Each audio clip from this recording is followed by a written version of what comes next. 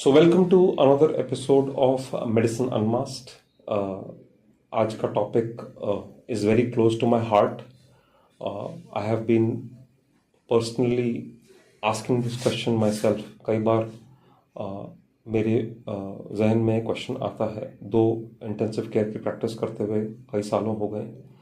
एक छोटा सा पर्सनल मैं आपको एक इंसिडेंट बताना चाहता हूँ।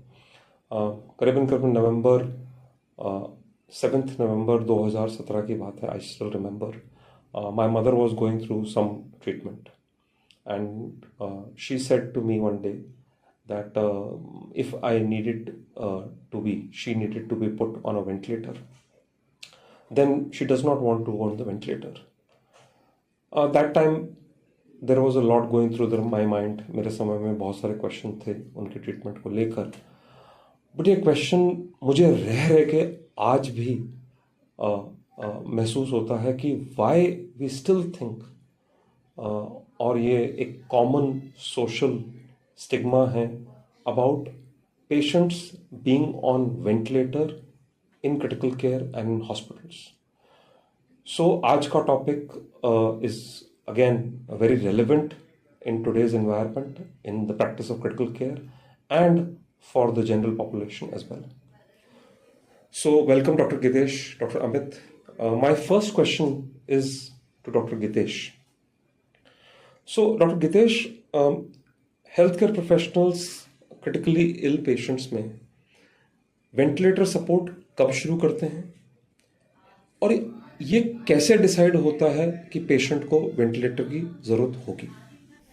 Thank you sir. Sir ventilator की रिक्वायरमेंट को अपन मुख्यतः 3 भागों में डिवाइड कर सकते हैं।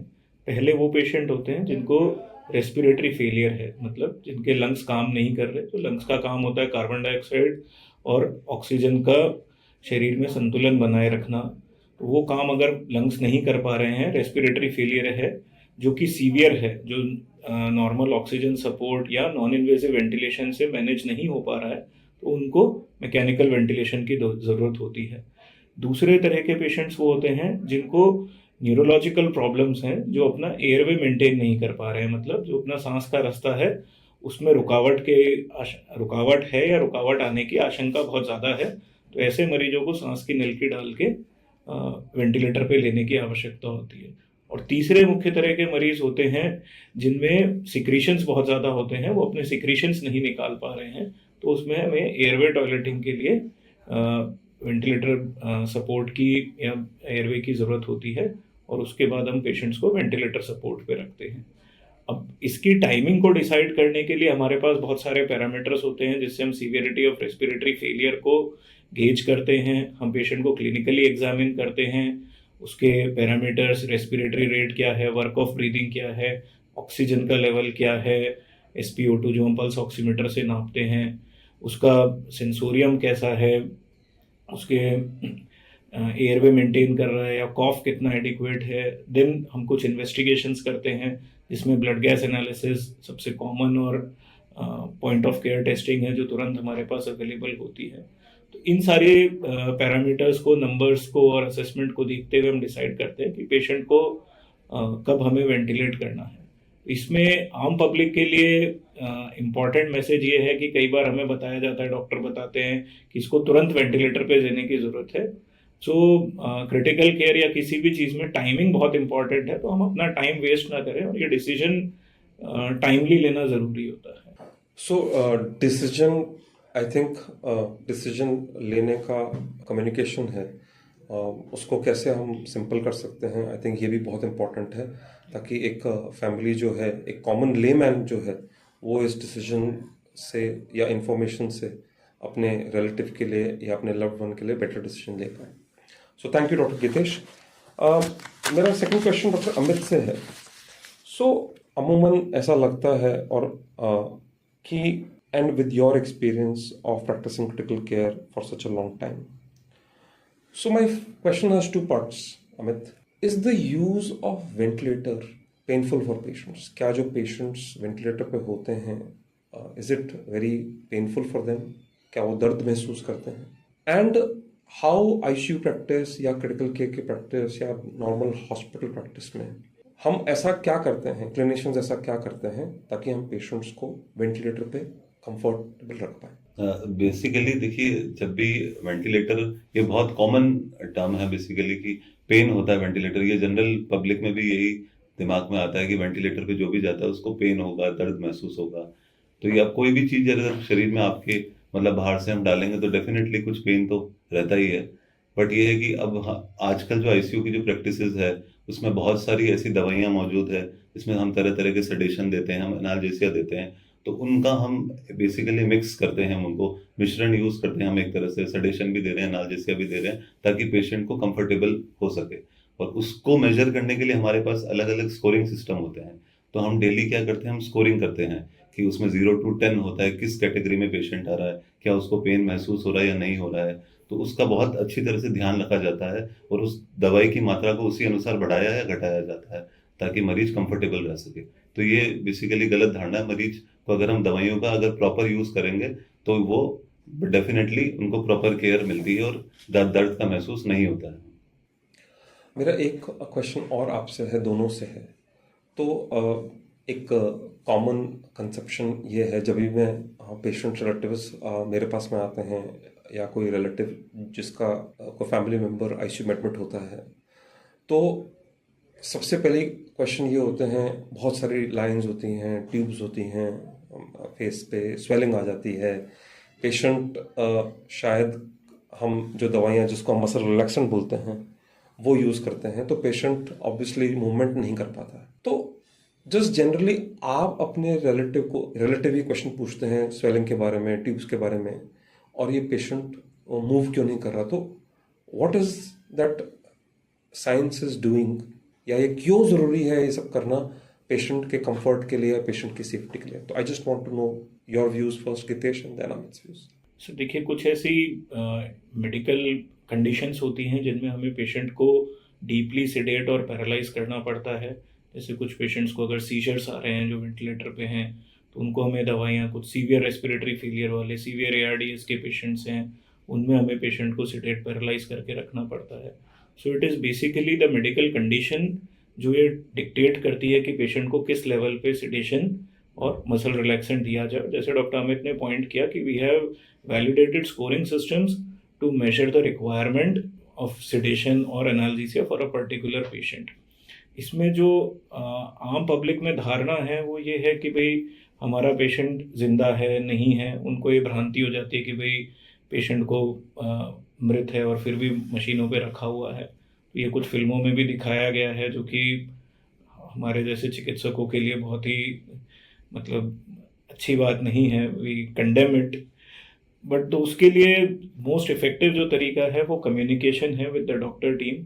सो जो भी हमारे कलीग्स हैं, स्पेशली जो आईसीयू डॉक्टर्स हैं, they should make it a point कि जो भी सीवियरली इल पेशेंट है, लाइफ सपोर्ट सिस्टम्स पे है, we should regularly counsel them and make it a point कि जब भी हम सिडेशन बंद करें, हमारी डेली प्रैक्टिस होती है कि हम सिडेशन बंद करके पेशेंट को असेस करते हैं और फिर उसकी रिक्वायरमेंट के हिसाब से डोज को एडजस्ट करते हैं।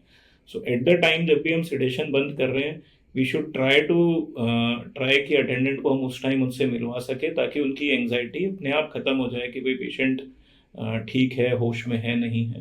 सो we always try to make it a point कि हम कम्युनिकेशन ट्रांसपेरेंट रखें, फ्रीक्वेंट रखें, और जब हम सिडेशन बंद कर रहे हैं उस टाइम ब्रीफली एक बार अटेंडेंट को मिलवा सकें। आपका कोई व्यू इसमें डॉक्टर अमित? बट जब भी वेंटिलेटर पे रहता है मरीज, तो अटेंडेंट से जब भी हम बात करते हैं तो सर मेरे हिसाब से एक तो पहला पॉइंट होता है कि सहानुभूति हो। जब भी हम अगर मतलब बात कर रहे हैं तो हमें एक तरह से उनके प्रति सहानुभूति रखनी होती है, हमें उनको चीज़ें बतानी होती है सिंपल लैंग्वेज में कि क्या क्यों ले रहे हैं वेंटिलेटर पे, क्यों बेहोश किया गया है। और दूसरा पॉइंट मैं बोलूँगा पारदर्शिता, कि आप जब भी आप बता रहे हो तो उनको वेंटिलेटर क्यों डाला है उसके बारे में बताना, इसके जोखिम क्या क्या है और इसके कारण क्या कॉम्प्लिकेशन होते हैं। तो आपको सारी चीज़ें अगर अपन क्लियर रहेंगे तो अटेंडेंट का कॉन्फिडेंस भी अपने आप बूस्ट हो जाता है, अपने आप बढ़ जाता है। तो और तीसरी चीज़ जो सबसे इंपॉर्टेंट चीज़ है कि पेशेंस रखना है। उसके लिए अपने अटेंडेंट्स को हमें समझाना है कि आप पेशेंस रखिए और अपनी मेडिकल टीम पे भरोसा रखिए। सबसे इंपॉर्टेंट पॉइंट यही रहेगा मेरे हिसाब से।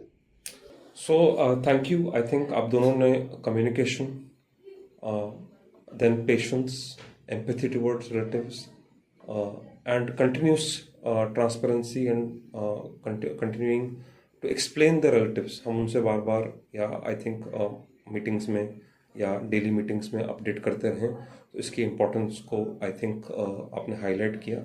सो मेरा एक क्वेश्चन और है. स्पेशली कुछ रिलेटिव्स से मेरी जब बात हुई, मेरी मदर की सर्जरी भी हुई, तब when she came back home, so she used to say कि रात में आराम होते थे, कुछ पेशेंट्स सिक होते थे, she was in ICU after surgery.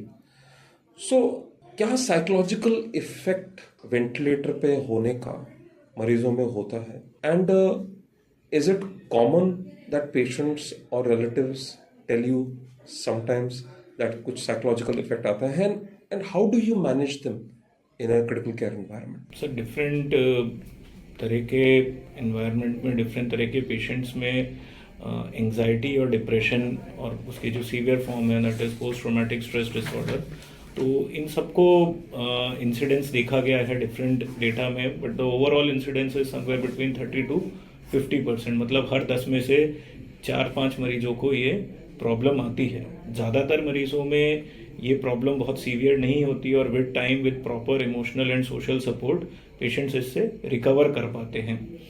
तो बट कुछ पेशेंट्स में स्पेशली, और ना केवल पेशेंट्स में, कुछ फैमिली मेम्बर्स में भी there is depression, anxiety because of जब वो अपने लव्ड वंस को इस कंडीशन में देखते हैं, फाइनेंशियल इश्यूज होते हैं, लॉस ऑफ वर्क होता है. सो फैमिली में भी ये डिप्रेशन और ये आना ज़रूरी है.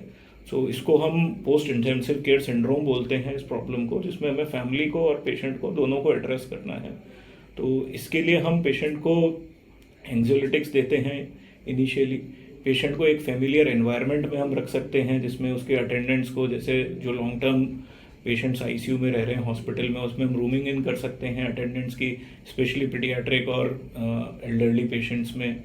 उसके बाद हम जो आईसीयू का एनवायरनमेंट है उसको हम इस तरीके से रख सकते हैं कि पेशेंट की स्लीप जैसे डिस्टर्ब नहीं हो.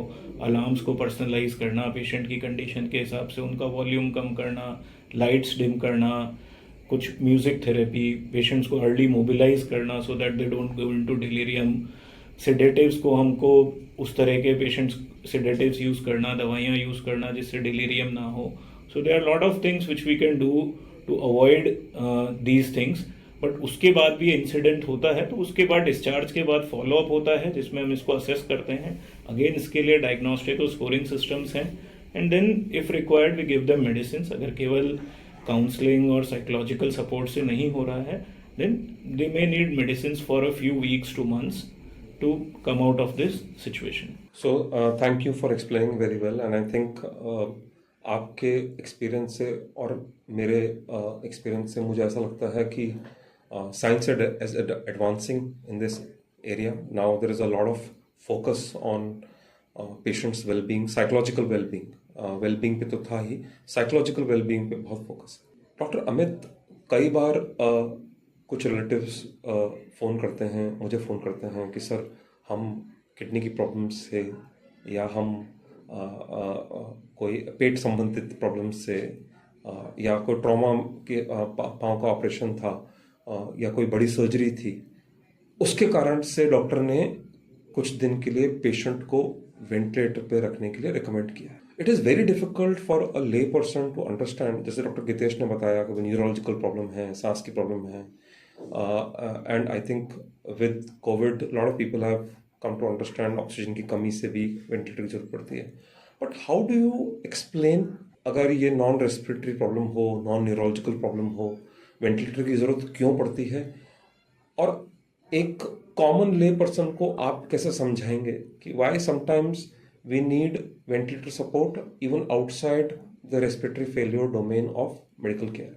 जैसा कि सर वेंटिलेटर का यूज़ है, मतलब बेसिकली एक तो पल्मोनरी कंडीशन यानी लंग्स की कंडीशन के लिए कर रहे हैं, और एक नॉन पल्मोनरी कंडीशन होती है. तो नॉन पल्मोनरी कंडीशंस में सबसे पहले आता है कि ऑल्टर्ड सेंसोरियम, या बेसिकली अगर अपना एयरवे कंट्रोल नहीं कर पाए, कोई भी हेड इंजरी के पेशेंट होते हैं तो अपना एयरवे कंट्रोल नहीं कर पा रहे, इसलिए हम वेंटिलेटर पे लेते हैं. सेकंड हमारी आती है कोई इन्फेक्शन हो गया मरीज को, तब इन्फेक्शन में हम अटेंडेंट को यही समझाते हैं, देखिए कि लंग्स की कंडीशन तो ठीक है अभी, पर क्या है कि इन्फेक्शन शरीर में फैला हुआ है और पूरा बैलेंस हमें ऑक्सीजन का रखना पड़ता है. कि ऑक्सीजन का बैलेंस और इम्बैलेंस है उसको सपोर्ट करने के लिए हमें वेंटिलेटर पे लिया जाता है। हम इसलिए वेंटिलेटर पे लेते हैं ताकि कोई एसिड ना बने बॉडी में और ऑक्सीजन का बैलेंस रह सके। तो इस तरह से हम मरीज को समझाते हैं, अटेंडेंट को, कि इसलिए हम वेंटिलेटर पे लिया जा रहा है इसको। और बाकी जैसे कंडीशन कोई सर्जरी होगी, लॉन्ग सर्जरी, तो लॉन्ग सर्जरी के लिए बॉडी को होम्योस्टेसिस अचीव करने के लिए इसलिए हमें वेंटिलेटर पे रखा जाता है कि 24 घंटे के लिए वेंटिलेटर पे रख के जब बॉडी एकदम से इक्विलिब्रियम सेट हो जाए उसके बाद फिर हम वेंटिलेटर से आउट हो, ताकि सारे पैरामीटर उनके नॉर्मल हो सके। तो इस तरह से एक एक पॉइंट लेके उनको समझाना पड़ता है हमें कि इसलिए हम वेंटिलेटर पे लेना चाह रहे हैं, ताकि वो इजीली समझ पाते हैं अटेंडेंट भी इसके। तो वेंटिलेटर पर self is sometimes part of the treatment, वो एक ब्रिज की तरह काम कर रहा है। अगर हम रिकवरी की तरफ पेशेंट को लेके जाना चाह रहे हैं तो वेंटिलेटर, जैसे एंटीबायोटिक्स हैं या सर्जरी है, तो वेंटिलेटर उस ट्रीटमेंट का पार्ट है, एक साधन है, एक ब्रिज है उस कंडीशन से रिकवरी में। Definitely. So thank you doctor Amit, doctor Gitesh, medicine unmasked के इस एपिसोड में अगर कोई एक कॉमन मिथ, आप दोनों को काफ़ी समय हो गया क्रिटिकल केयर प्रैक्टिस करते हुए एंड काफ़ी वेंटिलेटर पेशेंट्स मैनेज करते हुए, एक कॉमन मिथ जो आप मेडिसिन अनमास्क्ड के माध्यम से कॉमन पब्लिक को देना चाहेंगे या उसको मिथ को हटाना चाहेंगे, तो क्या एक कॉमन मिथ होगी as a last parting message? ज़्यादातर मरीज़ों को ये लगता है कि वेंटिलेटर पे जाने के बाद पेशेंट ठीक नहीं होते, रिकवर नहीं होते, बट ऐसा नहीं है। डेटा कहता है कि ऑलमोस्ट अगर हम पूल ऑफ पेशेंट्स देखें जिसमें सब तरह के मरीज़ हैं, ब्रेन के, लंग्स के, किडनी के, so almost 2/3 of patients come out of ventilator.